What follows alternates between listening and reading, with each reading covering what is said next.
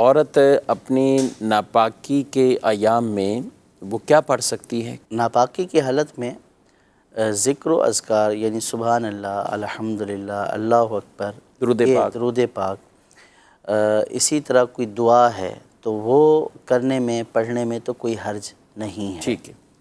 और जहाँ तक कुरान पाक के पढ़ने का ताल्लुक़ है तो ना उसको छूना जायज़ है, ना देखकर पढ़ना जायज़ है, ना ज़बानी जायज़ है।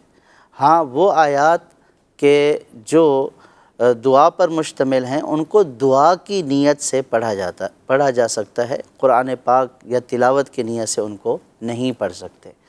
और अगर कोई जो है इस्लामी बहन हाफिज़ा भी है तो चूँकि शरीयत ने इसमें ज़बान से अदायगी को भी मना किया है तो लिहाजा वो इन आयाम में कुरान पाक की तिलावत ना करे।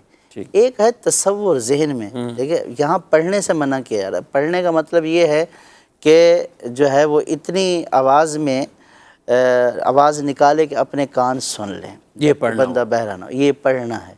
एक है तसव्वुर कि बंदा जो है वो सूरत फातिहा का तसव्वुर करे और मुँह से कुछ कलमात या कुछ अल्फाज अदा नहीं हो रहे, ठीक है, तो उस तसव्वुर से कोई ममानत नहीं है। तो वो तो बाज़ औक़ात बंदा लिखा हुआ भी देखता है, ज़ाहिर है, तो वो आ जाता है।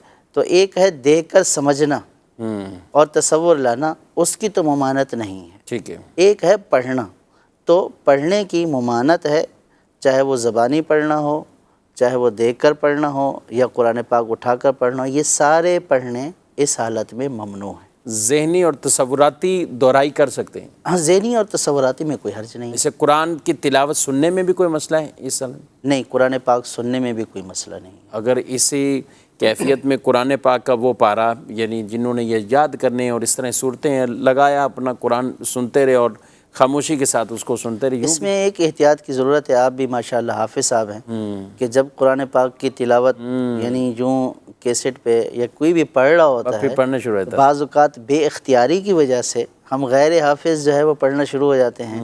तो मेरा अंदाज़ा ये है कि जब इस तरह की होगी, वैसे इस तरह कर लेना, ये आपने अच्छी तवज्जो दिलाई है कि अगर यूँ कुरान पाक सुना जाए और ख़ामोश रहा जाए, सिर्फ सुनता रहे, तो यूँ भी एक तरह की दोहराई हो जाएगी। लेकिन कहीं पे अगर अटकन हुई या कहीं पे कोई भूला तो बेअख्तियार अल्फाज निकलेंगे भी सही।